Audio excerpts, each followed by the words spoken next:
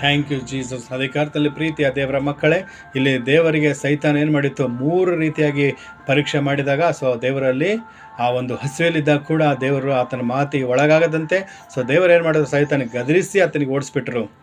ಹಸಿವಾದರೂ ಆತನು ಕಲ್ಲಿಗೆ ರೊಟ್ಟಿ ಮಾಡಲಿಲ್ಲ. ರೊಟ್ಟಿ ಮಾಡಿ ತಿನ್ಬೋದಿತ್ತು, ಆದರೆ ಆ ದೇವರ ಮಾತಿಗೆ ಸೈತಾನ ಮಾತಿಗೆ ಆತನ ಒಳಗಾಗದೆ ಆತನ ಗದರಿಸಿ ಓಡ್ಬಿಟ್ಟನು. ಅಂದ್ರೆ ಸೈತಾನ ಏನು ಮಾಡಬೇಕಾಗಿತ್ತು, ಮಾಡ್ಬೇಕಂದಿನೋ ದೇವರು ಐಡೆಂಟಿಫೈ ಕಳೆದಾಗಬೇಕಂತೇಳಿ, ಅಂದರೆ ದೇವರು ನಮಗೋಸ್ಕರ ಪಾಪ ಕ್ಷಮಾಪಣೆ ಮಾಡಬಾರ್ದು, ನಮಗೋಸ್ಕರ ಪ್ರಾಣ ಕೊಡಬಾರ್ದು ಅಂಥೇಳಿ ಆತನು ದೇವರು ಆ ಒಂದು ಐಡೆಂಟಿಫೈ ಮರ್ತೋಗ್ಬೇಕು, ಆತನಿಗೆ ದೂರ ಆಗಬೇಕೆಂಬುದಾಗಿ ಆಲೋಚನೆ ಮಾಡಿ ಆ ರೀತಿ ಪರೀಕ್ಷೆ ಮಾಡಿತ್ತು. ಆದರೆ ದೇವರು ಆತನ ಮಾತಿಗೆ ಒಳಗಾಗದಂತೆ ಆತನಿಗೆ ಗದರಿಸಿದರು. ಎರಡನೇದಾಗಿ ದೇವರಿಗೆ ಮಾತ್ರ ಅಡ್ಡ ಬಿಡಬೇಕಂತೇಳಿ ಗದರಿಸಿದರು. ಮೂರನೇದಾಗಿ ದೇವರಿಗೆ ಪರೀಕ್ಷೆ ಮಾಡಬಾರ್ದು ಅಂತೇಳಿ ದೇವರು ಏನು ಮಾಡಿದರು, ಆ ಸೈತಾನಿಗೆ ಗದರಿಸಿದರು. ಇವತ್ತು ದೇವರು ಯಾವ ರೀತಿ ಸೈತಾನಿಗೆ ಗದರಿಸಿದಾಗ ಆ ಸೈತಾನ ಏನು ಮಾಡಿತ್ತು, ಬಿಟ್ಟು ಹೋಯ್ತು. ಇವತ್ತು ನಾವು ಕೂಡ ದೇವರಿಗೆ ನಂಬ್ಕೊಂಡಿದ್ದಾಗ ಸೈತಾನ ಏನು ಮಾಡ್ತಾನೆ, ನಮಗೂ ಪರೀಕ್ಷೆ ಮಾಡ್ತಾನೆ. ದೇವರಿಗೆ ನಂಬ್ಕೊಂಡಿದ್ದಾಗ ಇವತ್ತು ನಾವು ದೇವರು ನಮ್ಗೆ ಯಾವ ರೀತಿ ಸೇವೆ ಕರೆದಿದ್ದಾರೆ, ಆತನ ಕರುವಿಕೆ ಏನಿದೆ, ಆತನ ಒಂದು ಚಿತ್ತ ನಾವು ನೆರವೇರಬೇಕಂದಾಗ ಇವತ್ತು ನಮ್ಮದು ಐಡೆಂಟಿಫೈ ಏನಿದೆ, ನಮ್ಮ ಗುರುತು ಏನಿದೆ, ಸೈತಾನ ಏನು ಮಾಡ್ತಾನೆ, ಕಳೆದಾಗಬೇಕು. ದೇವರು ನಮಗೋಸ್ಕರ ಸಿದ್ಧಪಡಿಸಿದಂಥ ಆಶೀರ್ವಾದ ನಾವು ರೀಚ್ ಆಗಬಾರ್ದು ಎಂಬ ಒಂದು ಉದ್ದೇಶದಿಂದ ದೇವರು ನಮ್ಗೆ ಏನಕ್ಕೆ ಕರೆದವ್ರೆ.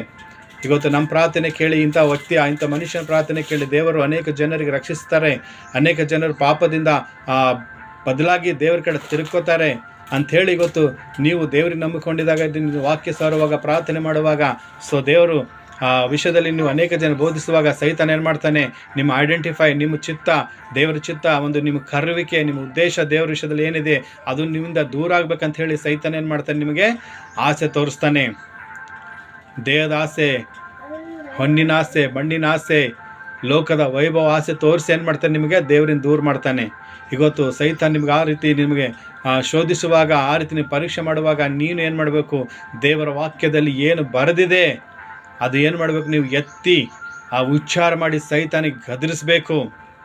ದೇವರು ಯಾವ ರೀತಿ 3 ರೀತಿಯಾಗಿ ಆ ಸೈತಾನಿಗೆ ಗದರಿಸಿ ಓಡಿಸ್ಬಿಟ್ಟಿದ್ದಾರೋ ಅದೇ ರೀತಿ ಗೊತ್ತು ನಿಮಗೂ ಕೂಡ ಸೈತಾನ ನಿಮ್ಗೆ ಶೋಧಿಸುವುದಾದರೆ, ಆ ಸೈತಾನ ನಿಮ್ಮ ಪಾಪದಲ್ಲಿ ಹಾಕಬೇಕಂದಿದಾಗ ಪ್ರಯತ್ನ ಪಡುವಾಗ ದೇವರ ವಾಕ್ಯವನ್ನು ಏನು ಮಾಡಬೇಕು, ನೀವು ಉಚ್ಚಾರ ಮಾಡಬೇಕು. ಅದಕ್ಕೆ ನೀವೇನು ಮಾಡಬೇಕು, ದೇವರ ವಾಕ್ಯ ಓದಿರ್ತಾನೆ ನಿಮಗೆ ಸೈತಾನನಿಗೆ ನೀವು ವಾಕ್ಯದಿಂದ ಮಣಿಸ್ಲಿಕ್ಕಾಗೋದು. ಅದಕ್ಕೆ ದೇವರ ವಾಕ್ಯ ಓದಬೇಕು.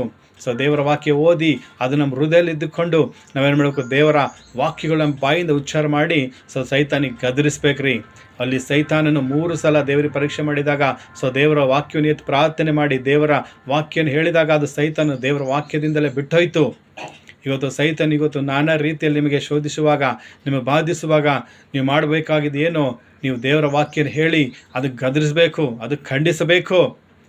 ಈ ರೀತಿ ಬರೆದಿದ್ದ ನೋಡಿ ದೇವರ ವಾಕ್ಯದಲ್ಲಿ. ನನಗೇನು ಹೇಳ್ತಾ ಇದೆ ಸೈತಾನನೇ, ನಿನಗೇನು ಗೊತ್ತು, ಇವತ್ತು ದೇವರ ವಾಕ್ಯ ಈ ರೀತಿ ಹೇಳಿದೆ. ಆತನಿಗೆ ಗೊತ್ತು, ಸೈತಾನಿಗೂ ದೇವರ ವಾಕ್ಯ.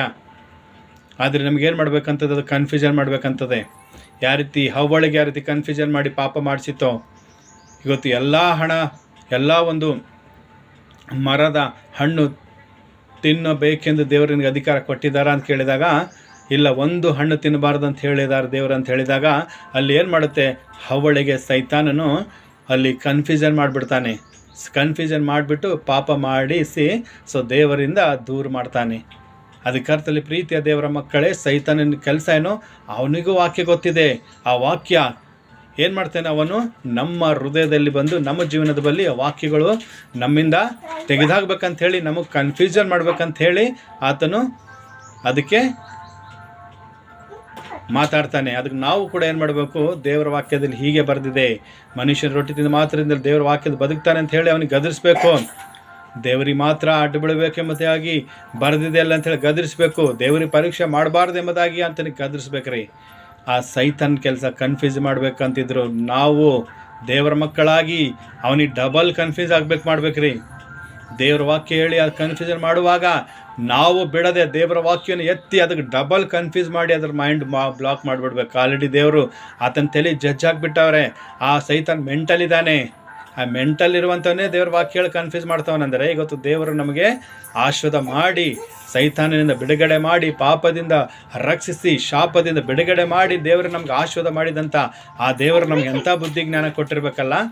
ನಮಗೆ ಕನ್ಫ್ಯೂಷನ್ ಮಾಡ್ತಾನಂತ ಆ ಸೈತಾನು. ಅವನಿಗೇನು ಮಾಡಬೇಕು, ನಾವು ಡಬಲ್ ಕನ್ಫ್ಯೂಸ್ ಆಗಬೇಕು.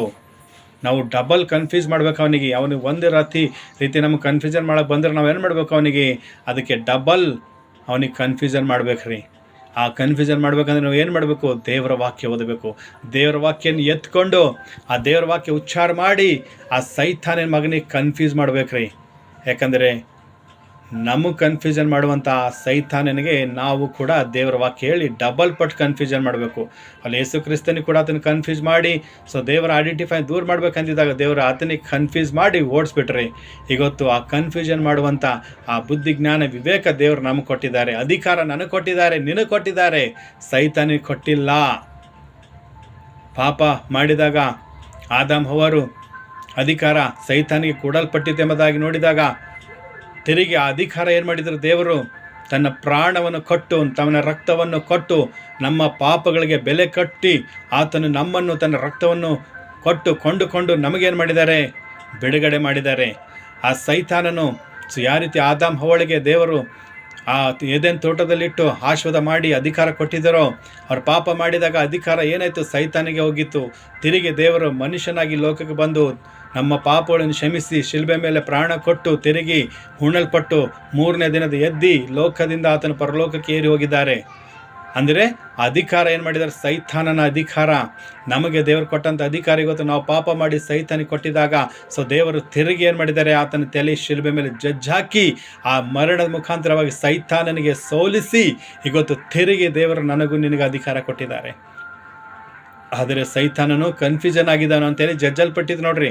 ಅದಕ್ಕೆ ಅವನಿಗೆ ಮೆಂಟಲ್ ಆಗಿ ಆಗ ಅಧಿಕಾರ ನನ್ನಲ್ಲೇ ಇದೆ ಅಂದ್ಕೊಂಡು ಅಂಥೇಳಿ ಆತನೇನು ಮಾಡ್ತಾನೆ, ಜಂಬ ಕೊಚ್ಕೋತಾನೆ. ಹಲ್ಲೆಲೂಯಾ. ಕರ್ತನಲ್ಲಿ ಪ್ರೀತಿಯ ದೇವರ ಮಕ್ಕಳೇ, ಆ ಸೈತಾನಲ್ಲಿ ಯಾವ ಅಧಿಕಾರ ಇಲ್ಲ. ಎಲ್ಲ ಅಧಿಕಾರವು ದೇವರು ನನಗೂ ನಿನಗೆ ಕೊಟ್ಟಿದ್ದಾರೆ. ಭೂಮಿ ಆಕಾಶಗಳನ್ನು ಸೃಷ್ಟಿ ಮಾಡಿದ ದೇವರು ಪರಲೋಕದ ಭೂಲೋಕದ ಮೇಲೆ ಅಧಿಕಾರ ನನಗೆ ಕೊಟ್ಟಿದೆ. ಆದ್ದರಿಂದ ಇವೆಲ್ಲ ಅಧಿಕಾರ ನಿನಗೆ ಕೊಡ್ತೀನಿ ಅಂತೇಳಿ ಆಲ್ರೆಡಿ ದೇವರು ನಿನಗೆ ಅಧಿಕಾರ ಕೊಟ್ಟಿದ್ದಾರೆ. ಪ್ರತಿಯೊಂದು ಪಾಪವನ್ನು ಬಿಡಿಸಿ ಶಾಪದಿಂದ ಮುಕ್ತಿ ಹೊಂದಿಕೊಳ್ಳಲು ಆಶೀರ್ವಾದರಾಗಿ ಬದುಕಿ ಬಾಳುವುದಕ್ಕಾಗಿ ನಾವು ದೇವರ ರಾಜ್ಯದಲ್ಲಿ ಬೆಳೆಯುವುದಕ್ಕಾಗಿ ದೇವರು ನನಗೂ ನಿನಗೆ ಅಧಿಕಾರ ಕೊಟ್ಟಿದ್ದಾರೆ.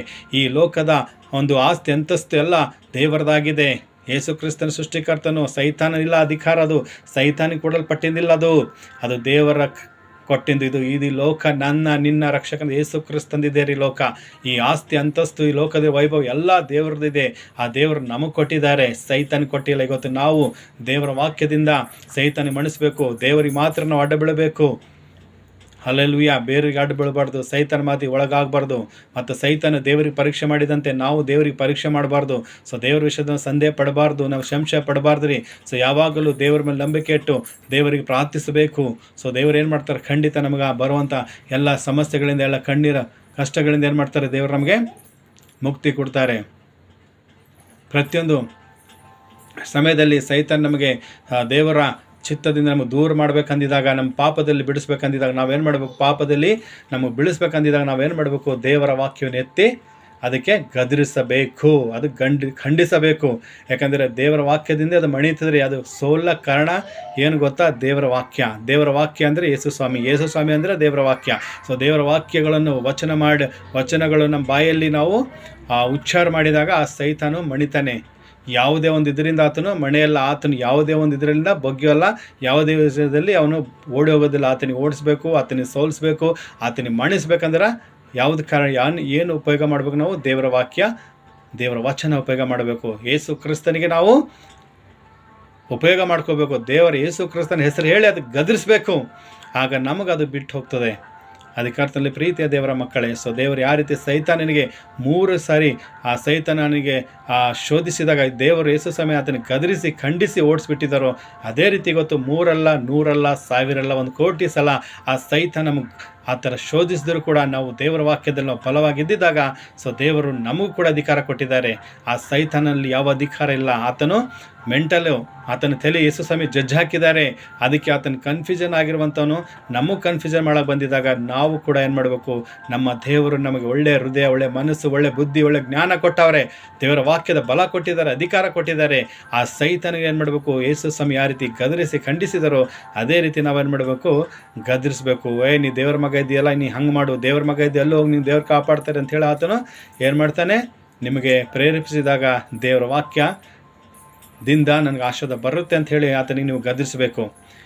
ನನಗೆ ಅಡ್ಡ ಬೀಳು, ನಾನು ನಿನ್ಗೆ ಏನು ಮಾಡ್ತೀನಿ, ಇಂಥ ಆಸ್ತಿ ಐಶ್ವರ್ಯ ವೈಭವ ಕೊಡ್ತೀನಿ, ಇಂಥ ಪಾಪ ಮಾಡು ಅಂತೇಳಿ ನೀನು ಪ್ರೇರೇಪಣೆ ಮಾಡಿದಾಗ ನೀನು ಪಾಪ ಮಾಡದಂತೆ ನಾನು ನಿನಗೆ ಅಡ್ಡ ಬೀಳಲ್ಲ, ನಾನು ದೇವ್ರಿಗೆ ಮಾತ್ರ ಅಡ್ಡ ಬೀಳುತ್ತೆ ಅಂಥೇಳಿ ದೇವ್ರ ಮೇಲೆ ನೀನು ಆ ಯೇಸು ಹೆಸರು ಹೇಳಿ ಆ ವಾಕ್ಯ ಹೇಳಿ ಅವನಿಗೆ ಗದರಿಸಿದ ಅವನು ಬಿಟ್ಟು ಹೋಯ್ತಾನೆ. ಮತ್ತು ದೇವರಿಂದ ಅಡ್ಡ ಬಿದ್ದಿದ್ದಾಗ ದೇವರು ಏನು ಮಾಡ್ತಾನೆ, ನೀನು ಶಾಶ್ವತವಾದ ಒಂದು ಲೋಕದಲ್ಲಿ ಒಳ್ಳೆ ಆಸ್ತಿ ತರಿಸ್ಕೊಟ್ಟು ನೀನು ದೇವರು ಆಶೀರ್ವಾದ ಮಾಡ್ತಾರೆ. ಮತ್ತು ಮುಂದಿನ ಲೋಕದಲ್ಲಿ ಏನು ಮಾಡ್ತಾರೆ, ನಿಮಗೆ ನಿತ್ಯ ಜೀವ ಕೊಡ್ತಾರೆ. ಮತ್ತು ದೇವರಿಗೆ ನೀವು ಪರೀಕ್ಷೆ ಮಾಡಬಾರ್ದು. ಅನೇಕ ಸಲ ನಾವೇನು ಮಾಡ್ತೇವೆ, ದೇವ್ರಿಗೆ ಪರೀಕ್ಷೆ ಮಾಡ್ತೇವೆ. ದೇವರೇ ನೀನು ದೇವರಿದ್ದರೆ ನನಗೆ ಏನು ಮಾಡು, ಇದರಿಂದ ಬಿಡುಗಡೆ ಕೊಡು. ದೇವರೇ ನೀನು ಯೇಸು ಕ್ರಿಸ್ತನ ಸತ್ಯ ದೇವರಿದ್ದರೆ ನನಗೆ ಈ ರೀತಿ ನನಗೆ ಆಶೀರ್ವಾದ ಮಾಡು, ನನಗೆ ಕೆಲಸ ಆಗುವಂಗೆ ಮಾಡು ಅಂತೇಳಿ ನಾವು ಕೂಡ ಏನು ಮಾಡ್ತೇವೆ, ಪರೀಕ್ಷೆ ಮಾಡ್ತೇವೆ.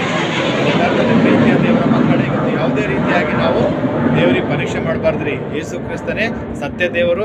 ದೇವರೇ ನೀ ಇದ್ದಿದ್ದಿ ಅಂಥೇಳಿ ನಂಬಿ ನಾವು ದೇವರಿಗೆ ಸ್ತೋತ್ರ ಹೇಳಬೇಕು ರೀ. ದೇವರೇ ನೀ ಇದ್ದರ ನಿನಗೆ ಈ ರೀತಿ ಮಾಡು, ನೀ ಇದ್ದರೆ ನನಗೆ ಕೆಲಸ ಕೊಡು. ಯೇಸುವೆ ನೀನು ಸತ್ಯ ದೇವರಿದ್ದರೆ ನನಗೆ ಆರೋಗ್ಯ ಕೊಡು. ಯೇಸುವೆ ನೀ ಸತ್ಯ ದೇವರಿದ್ದರೆ ನನಗೆ ಈ ರೋಗದ ಬಿಡುಗಡೆ ಮಾಡು.